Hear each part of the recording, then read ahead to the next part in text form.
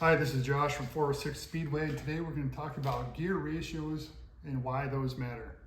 So every car pretty much comes with a set of gears. You got a pinion gear and a crown gear. So your pinion gear usually sits on top of an armature, and your crown gear usually has the axle running through it. Okay, so each one of these gears has a certain number of teeth on it, and those are going to help you define what your gear ratio is. So this is a Jag Hobbies DR1 GT, and it has a 7-tooth pinion gear and a 23-tooth crown gear. This Jag Hobbies regular DR1 has a 7-tooth pinion gear and a 25-tooth crown gear. And your typical AFX car comes with a 7-tooth pinion gear and a 24-tooth crown gear. And so why those matter is because when you're trying to build a car, you want to know where your gear ratio is. And you're like, okay, so how do I find my gear ratio? Okay, so you take your crown gear, you take the number of teeth on your crown gear and you divide it by the number of teeth on your pinion gear. That's going to give you a gear ratio. So if you're building a car and you want to have quicker acceleration, typically what that means is that the higher your gear ratio is, means that you're going to have quicker acceleration off the line.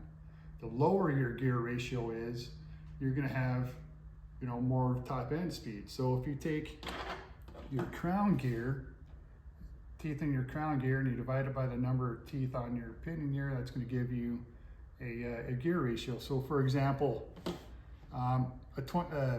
a crown gear with 23 teeth and a pinion gear with 7 teeth, that's going to give you a ratio of 3.2. So that's leaning more towards having more acceleration with a little bit of top end. If you have a 25-tooth crown gear and a 7-tooth pinion gear, that's going to give you a gear ratio of 3.5, meaning that's more acceleration, maybe a little less top end. Another one that's more top end heavy is a 23-tooth crown gear and an 8-tooth pinion gear. That's going to give you a ratio of 2.8. So there, once again, a lower ratio number, meaning more top end, a higher ratio gear ratio, meaning more of a acceleration. Another one for really good acceleration is a 7-tooth pinion gear and a 25-tooth crown gear, 3.5 ratio. So depending on what you're trying to do with your car, whether you want more acceleration, you want to go with a higher number gear ratio, or whether or not you want more top end, you want to go with a lower number gear ratio. So there are different manufacturers out there, different vendors or whatever, that sell different number of teeth. So you might want to go with something more in the middle of maybe a gear ratio of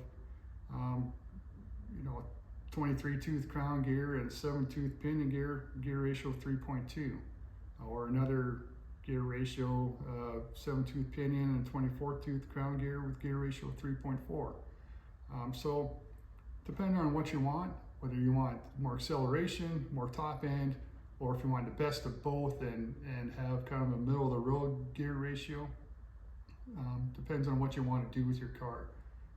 For me personally, I like a little bit more top end, so I like to go with a 8-tooth pinion gear and a 23-tooth crown gear with that gear ratio of 2.8.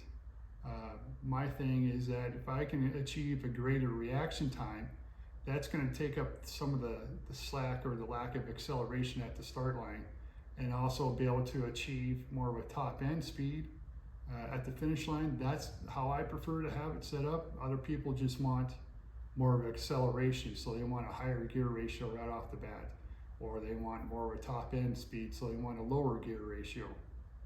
It depends on what you want to do with your car, what type of track you're going to run.